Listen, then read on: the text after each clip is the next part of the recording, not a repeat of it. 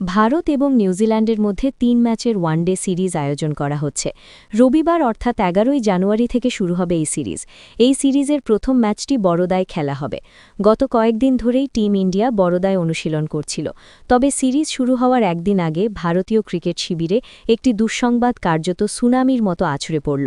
Team ইন্ডিয়ার তারকা wicketkeeper তথা ব্যাটার ঋষভ পান্থ গোটা সিরিজ থেকেই ছিটকে গিয়েছেন। ছিটকে গেলেন ঋষভ পান্থ।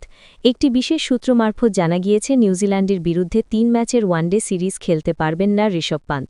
আসলে ১০ই জানুয়ারি সকালবেলা অনুশীলন করার সময় তার চোট লাগে। ইতিমধ্যে শোনা যাচ্ছে তিনি নাকি গোটা সিরিজ থেকেই ছিটকে গেলেন। এমনিতেও ভারত বনাম নিউজিল্যান্ড ওয়ানডে সিরিজে টিম ইন্ডিয়ার প্রথম একাদশে ঋষভের হয়তো ঠাঁই হতো না, কারণ উইকেটকিপার তথা ব্যাটার হিসেবে কেএল রাহুল ধারাবাহিকভাবে ভালো পারফরমেন্স করে যাচ্ছেন। দক্ষিণ আফ্রিকার বিরুদ্ধে ৩ ম্যাচের ওয়ানডে সিরিজেও ঋষভ ভারতীয় ক্রিকেট স্কোয়াডে ছিলেন, কিন্তু প্রথম একাদশে তিনি সুযোগ পাননি। যদিও এই ব্যাপারে বিসিসিআই এখনও পর্যন্ত আনুষ্ঠানিকভাবে কোনো বিবৃতি দেয়নি।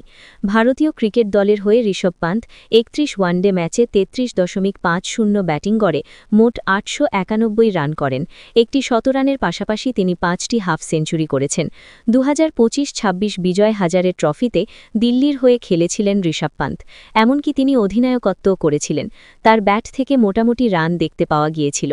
শেষ ৪টে ইনিংসে তিনি ২৪, ৬৭ অপরাজিত, ২৪ এবং ২২ রান করেছিলেন।